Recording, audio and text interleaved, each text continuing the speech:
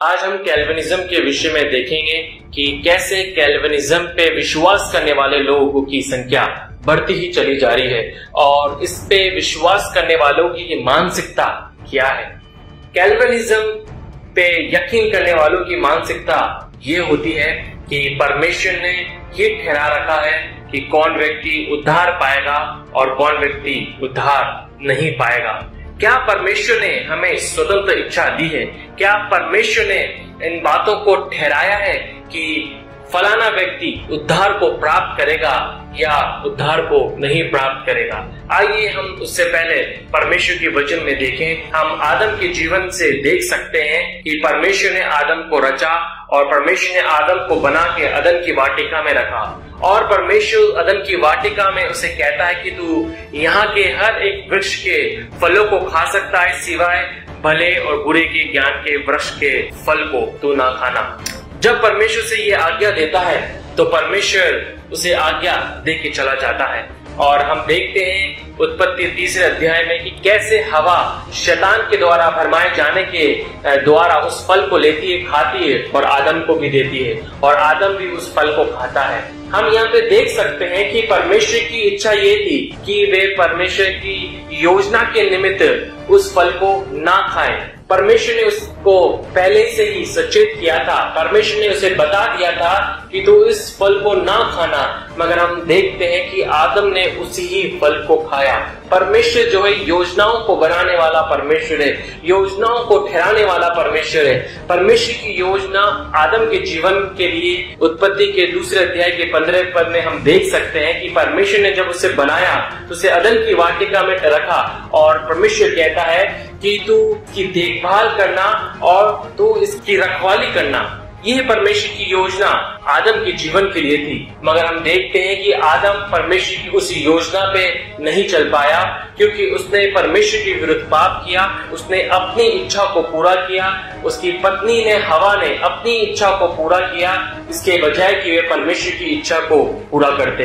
तो हम देख सकते हैं कि परमेश्वर जो है अपनी योजनाओं को प्रकट करने वाला, लोगों की योजनाओं को बनाने वाला और उन्हें बतलाने वाला परमेश्वर है, मगर प्रभु ने स्वतंत्र इच्छा मनुष्यों को दी है कि वे उस योजना पे यकीन करें और यकीन न करें। ये स्वतंत्र इच्छा, ये सेल्फ विल परमेश्वर ने मनुष्यों को दी है। मगर कैल्विनिज्म पे विश्वास करने वाले जो लोग हैं वे कहते हैं कि परमेश्वर है जो ठहराता है कि फलाना व्यक्ति उद्धार पाएगा और ये वाला व्यक्ति उद्धार नहीं पाएगा। तो प्रियो, मैं आपको प्रभु के वचन से एक बात बताना चाहता हूँ जो कि हम सब जानते हैं कि यूहन्ना 3:16 कि परमेश्वर ने जगत से ऐसा प्रेम किया कि उसने अपना एक लौता पुत्र दे दिया ताकि जो कोई भी उस पर विश्वास करे वे नाश ना हो वरन अनंत जीवन को प्राप्त करे। तो हम यहाँ पे देख सकते हैं कि परमेश्वर ने जगत से प्रेम किया है।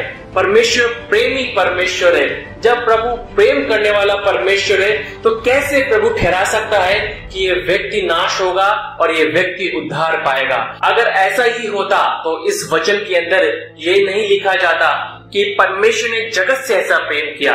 परमेश्वर यहाँ पर कहता कि परमेश्वर ने थोड़ों से प्रेम किया, परमेश्वर ने इन चुने हुए लोगों से प्रेम किया।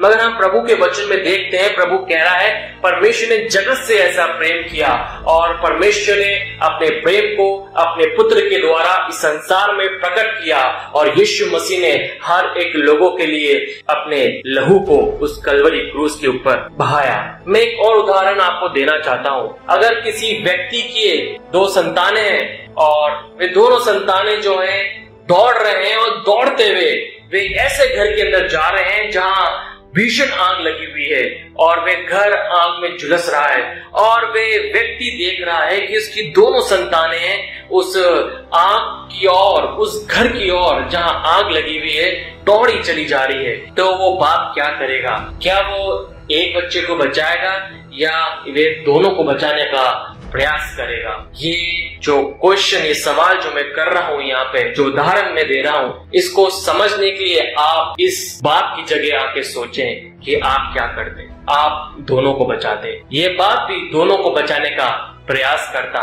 अगर हम इन बातों के ऊपर यकीन कर रहे हैं, इन शिक्षाओं के ऊपर यकीन कर रहे हैं कि परमेश्वर ने कुछों को उद्धार के लिए ठहराया है और कुछों को नाश होने के लिए ठहराया है, तो हम तो परमेश्वर के कैरेक्टर के ऊपर, परमेश्वर के उस स्वभाव के ऊपर, उसके प्रेम के ऊपर एक सवाल को लाके खड़ा कर रहे हैं कि कैसे परमेश्वर अगर कुछों को बचा रहा है और कुछों को नाश कर रहा है, तो वह कैसे प्रेमी परमेश्वर हो सकता है, तो कैसे एक सच्चा न्यायी हो सकता है।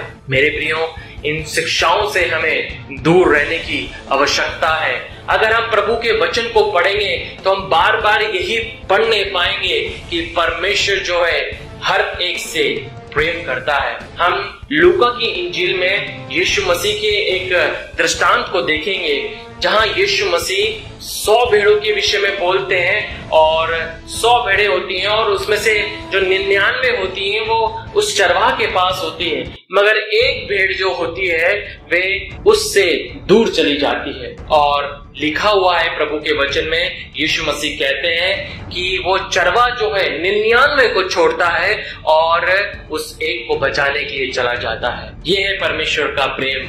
परमेश्वर हर एक की चिंता करता है, हर एक व्यक्ति की चिंता करता है, मगर जहां हम मिसअंडरस्टूड करते हैं, जहां हम समझ नहीं पा रहे हैं, वो ये बात है कि परमेश्वर जो है भविष्य में बातों को ठहराने वाला परमेश्वर है, भविष्य को जानने वाला परमेश्वर है, सब बातों को जानने वाला, पहले से जानने वाला परमेश्वर है। प्रभु को पता है कि कौन व्यक्ति आने वाले समय में उद्धार को पाएगा, कौन व्यक्ति परमेश्वर के सुसमाचार को सुनाएगा, कौन व्यक्ति उस सुसमाचार के ऊपर अपने विश्वास को, अपने ईमान को लेके आएगा। ये सब बातें परमेश्वर जानने वाला परमेश्वर है और प्रभु को पता है कि कौन व्यक्ति जो है उस सुसमाचार के ऊपर विश्वास को, अपने यकीन को ना लेके आएगा। तो परमेश्वर सब बातों को जानता है। प्रभु को पता है कि भविष्य में कौन लोग बचाए जाएंगे, कौन लोग नहीं बचाए जाएंगे। ये सब बातें परमेश्वर को पता है, क्योंकि परमेश्वर फोर नॉलेज वाला परमेश्वर है, सब बातों को जानने वाला परमेश्वर है। मगर इसका मतलब ये नहीं कि परमेश्वर ने ठहराया है कि ये व्यक्ति उद्धार पाएगा और फलाना व्यक्ति उद्धार नहीं पाएगा। और यही बातों को हम कई बार मिसअंडरस्टूड कर जाते हैं और आज जो कैल्विनिज्म के ऊपर जो विश्वास करने वाले लोग हैं, इसी पॉइंट को नहीं समझ पा रहे हैं कि परमेश्वर ने ठहराया है लोगों को कि वे उद्धार को पाए और कुछ लोगों को ठहराया है कि वे उद्धार को ना पाए। मगर हम इस बात को देखते हैं परमेश्वर के वचन से कि प्रभु की योजना ये नहीं है। परमेश्वर जानता है कि कौन उद्धार पाएगा, कौन नहीं पाएगा, मगर इसका मतलब ये नहीं है कि परमेश्वर ने उन्हें ठहराया है कि वे नाश हो जाएं। मगर परमेश्वर ने तो कहा है कि सारे संसार में जाके, जगत में जाके सुसमाचार का प्रचार करो। परमेश्वर इन वचनों को इसलिए कह रहा है क्योंकि वे चाहता है कि लोग उसके सुसमाचार पे, उसके वचन के ऊपर, उसके पुत्र के ऊपर अपने विश्वास को, अपने ईमान को लेके आए और उसके उद्धार को जो परमेश्वर ने हर एक के लिए ठहरा रख रखा है उसको प्राप्त करे। मगर जैसे मैंने आपको आरंभ में बताया, परमेश्वर ने मनुष्यों को एक स्वतंत्र इच्छा दे रखी है कि कौन उसके वचन के ऊपर विश्वास करेगा या नहीं करेगा। परमेश्वर ने एक स्वतंत्र इच्छा, एक सेल्फ विल परमेश्वर ने दे रखी है। मैं आपको एक और उदाहरण देना चाहता हूं। अगर परमेश्वर ने ही सारी बातें पहले से ठहराई हैं कि ये व्यक्ति उद्धार को पाएगा और ये व्यक्ति उद्धार को नहीं पाएगा, तो फिर परमेश्वर क्यों अपने वचन में बार बार जब दुष्ट लोग जब नाश होने को जाते हैं तो क्यों परमेश्वर दुखी होता है? क्यों परमेश्वर को दुख होता है कि एक व्यक्ति जो है नाश हो रहा है? क्यों परमेश्वर को दुख हो रहा है कि एक व्यक्ति जो है परमेश्वर से दूर जा रहा है, उसकी आज्ञाओं से दूर जा रहा है, उसके प्रेम से दूर चला जा रहा है? क्यों परमेश्वर दुखी होता है? परमेश्वर इसलिए दुखी होता है कि परमेश्वर जो है प्रेम करता है। परमेश्वर चाहता है कि कोई भी नाश ना हो। परमेश्वर चाहता है कि परमेश्वर उसे बचा ले। इसलिए तो प्रभु बार बार अपने वचन को लोगों तक भेजता है, अपनी सामर्थ को वहां तक पहुंचाता है अपने वचन के रूप में। मगर परमेश्वर ने एक स्वतंत्र इच्छा दे रखी है कि हम उसके ऊपर विश्वास करें या ना करें।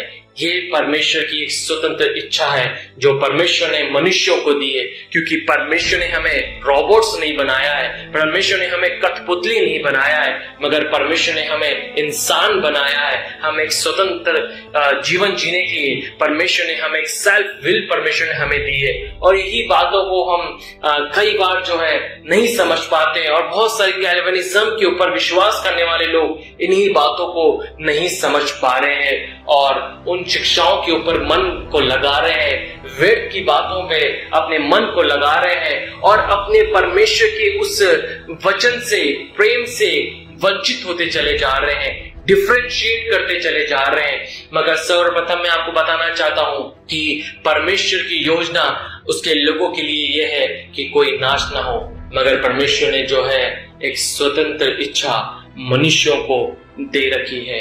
क्या आज हम प्रभु के वचन को उस रूप में पढ़ पा रहे हैं? क्योंकि जैसे कि हम देखते हैं पौलुस कई बार इस बात को कहता है कि तुम सावधान रहना कि अंत के समय में, अंत के दिनों में जो है झूठे शिक्षक उठ खड़े होंगे, झूठे लोग आ जाएंगे जो वेद की शिक्षाओं को बांटा करेंगे, ऐसी शिक्षाओं को जहां हम परमेश्वर के उस प्रेम को नहीं देखते, जहां हम परमेश्वर की उस न्याय को नहीं देखते, जहां हम परमेश्वर की वचन की बातों को नहीं पाते हैं। और आज संसार में ऐसे लोग आ चुके हैं जो ऐसी गलत शिक्षाओं को प्रचार कर रहे हैं, कलीसियाओं में लेके आ रहे हैं। मगर हमें सावधान होने की जरूरत है, हमें इन दिनों में वचन को पढ़ने की जरूरत है, क्योंकि जितना हम वचन को पढ़ेंगे, गंभीरता के साथ वचन को पढ़ेंगे, परमेश्वर की उपस्थिति में बैठ के उसकी आत्मा से भरकर वचन को पढ़ेंगे, मनन करेंगे, उतना ही हम सावधान रहेंगे और उतना ही हम दूसरों को सावधान करने पाएंगे इन शिक्षाओं से जो परमेश्वर की उस सच्चाई से हमें अलग करने की कोशिश करती है, प्रयास करती है। आइए हम परमेश्वर के वचन को पढ़ें कि उसके वचन में क्या दे रखा है। आप सबको जय मसीह।